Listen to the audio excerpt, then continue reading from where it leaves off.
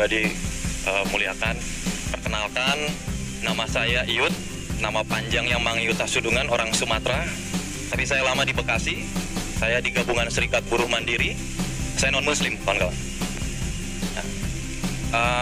Sebelum saya masuk ke yang ingin saya sampaikan dari gerakan buruh, 2011 kalau tidak salah Habib, saya pernah kesini satu-satunya.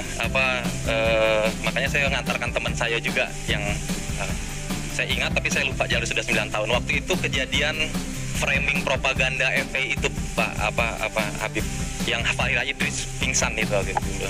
Saya ada di sana Habib. Di situ pertama kali saya melihat Abang Jose Rizal, almarhum Abang Jose Rizal, yang mengubah pandangan hidup saya. Kenapa? Karena waktu itu tuh di situ ada Uni Lubis kalau tidak salah. Ada Uni Lubis, wartawan senior. Oke, sorry. Ya, acan. Terima kasih. Jadi waktu 2011 itu Habib dan kawan-kawan, seorang yang saya kenal, yang saya tahu pribadi, jurnalis senior Uni Lubis aja kaget begitu almarhum Jose Rizal masuk. Jose Rizal FPI gitu, jadi maksudnya kaget, apalagi saya. Dan kebetulan saya punya tanda kutip pengalaman personal sama FPI, karena salah satu buruh yang saya advokasi namanya Ibu Rosdiana, suaminya dulu kakinya putus gitu,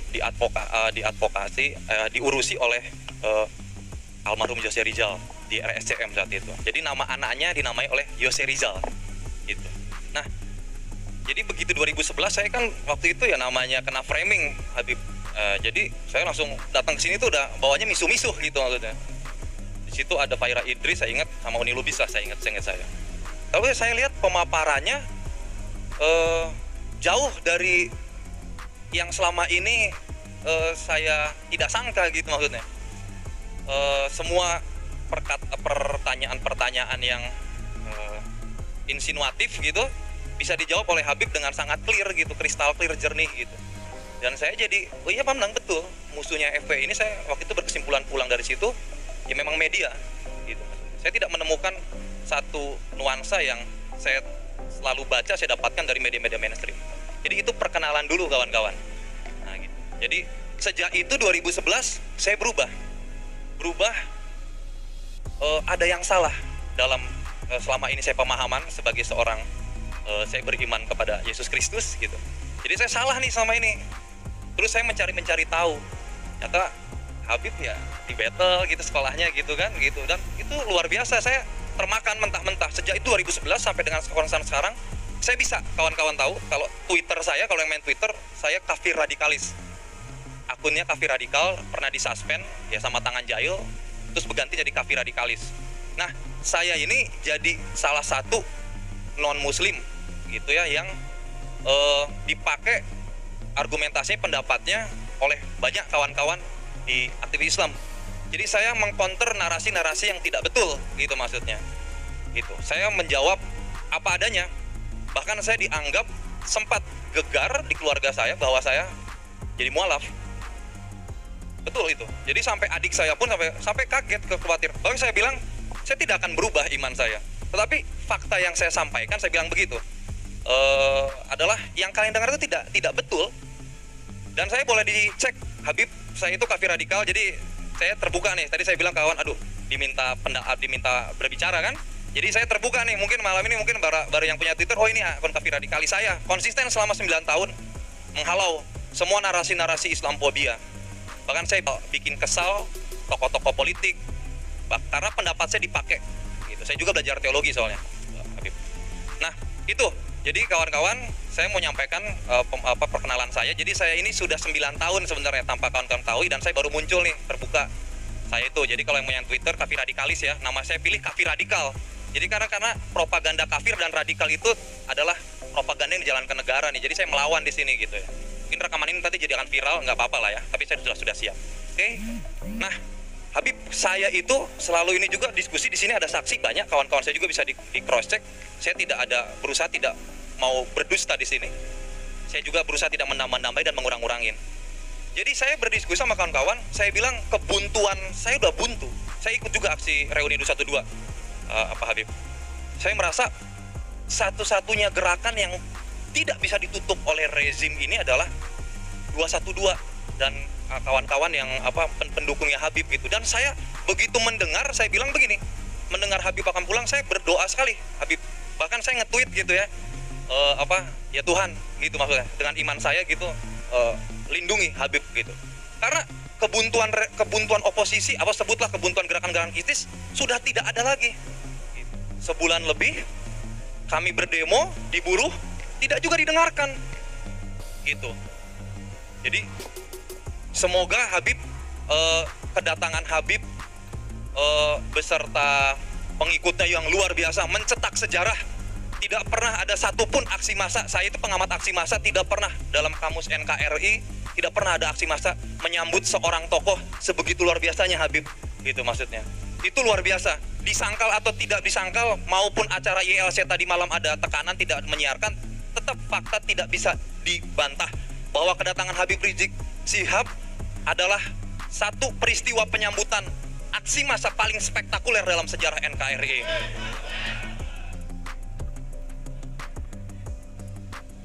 Lalu saya beberapa kali, Habib, ini terakhir dari saya pernah, saya tidak mau berpikir menambatkan pemikiran saya ke sendiri gitu. Saya cari jangkarnya. Salah satu yang saya ajak ngobrol adalah saya 2 kali berkesempatan ke rumahnya Rocky Gerung. Begini saya tukar pikiran, tanpa pikiran tertukar, saya mendapatkan satu hal yang betul makin menguatkan bahwa yang didengung-dengungkan selama ini saya menganggap akal sehat itu, Rocky Gerung pakai Monas, monumen akal sehat. Memang betul Pak Habib, bahwa saya merasakan dari tadi saya tidak ada rasa takut, bahkan merasa seperti saya merasa nuansa yang hangat. Bahkan tadi saya salah, saya kira non muslim, saya akhirnya keluar tadi kata saya, maka tadi permisi saya non muslim, boleh gak di sini gitu maksudnya gitu. Tapi tidak ada masa intimidasi seperti tahun 2011 Habib. Saya merasa waktu itu kayak semualah melawan saya gitu maksudnya. Nah, di kebuntuan seperti ini Habib, saya harus mendaraskan bahwa Omnibus Law ini yang sudah jadi Undang-Undang Nomor 11 Cipta Kerja ini banyak kejoliman Habib. Mudah-mudahan kedatangan Habib bukan hanya jadi momentum bersatunya. Bukan kami tidak mendukung rezim ya, tapi kebijakannya banyak yang tidak berpihak pada kami, terutama kaum buruh. Gitu. Nah, semoga kawan-kawan di sini, saya minta energinya yang luar biasa Habib. Dengan Habib saya dari gerakan buruh, ayo kita saling sinergi gitu. Itu Omnibus Law ini jahat, kita wariskan kepada masa depan gitu. Tolong dihentikan dengan bagaimana kita menyuarakan bersatu lagi agar saya merasa gini Habib, nyuwun sewu, punten ini kalau bahasa Sundanya. Saya merasa kawan-kawan masih tuntutannya itu masih yang bernuansa teologi gitu loh Pak Habib gitu, bahwa isu Islam itu masih nomor 1. Menurut kami itu harus di blend gitu Pak Habib gitu, dengan kawan-kawan dengan segala hormat. Di blend kenapa? Biar ketika masa Islam itu bisa mendapatkan simpatik dari masa kiri, masa tengah, saya hakul yakin gitu akan ada terjadi perubahan. Selama ini kita tidak ngeblend, mudah-mudahan suara saya ini bisa merangkul. Saya juga bermati-matian selama ini 9 tahun melawan narasi-narasi Islamophobia gitu. Dan selain itu Pak Habib, saya juga mengaku dosa nih di sini, tanda kutip. Saya itu aktivis Islamophobia sebenarnya di dunia sosial media. Jadi saya aktivis Islamophobia tuh, makanya saya berani datang 2011 itu, saya pengen tahu nih gitu, gimana sih FPI gitu. Jadi saya Islamophobia nih. Jadi 9 tahun ini saya menebus dosa saya menghantam semua narasi, bahkan saya sampai diincar oleh yang ya saya sebutnya pakai istilah ahlul Pancasila. Orang-orang yang merasa paling Pancasila, yang paling bisa merasa mereka paling berjasa bagi negeri ini, paling Pancasila pokoknya lah gitu. Itu Habib. Jadi sekali lagi nama saya Iud, mudah-mudahan ini menjadi awal, karena tidak boleh berpanjang lebar juga, masih banyak kawan-kawan yang mau berbicara. Itu saja Habib, mudah-mudahan kedatangan Habib menjadi momentum persatuan antara masa Islam, masa tengah dan masa kiri. Dan saya sangat yakin Pak Habib, bahwa Tuhan yang saya sembah bersama kawan-kawan di sini juga bersama Habib. Rizik Syihab. Perjuangan kita belum selesai. Semoga Pak Habib Rizik sehat-sehat selalu, dijauhkan dari tangan-tangan nakal rezim. Juga yang terakhir, selalu menyuarakan keras lantang, karena itu yang saya sukai dari Habib. Saya terinspirasi dari bagaimana cara Habib itu nggak tedeng-tedeng aling gitu. Semoga tidak kena delik undang-undang ITE juga. Itu saja Pak Habib. Maaf saya panjang lebar. Terima kasih. Salam sejahtera bagi kita semua. Terima kasih.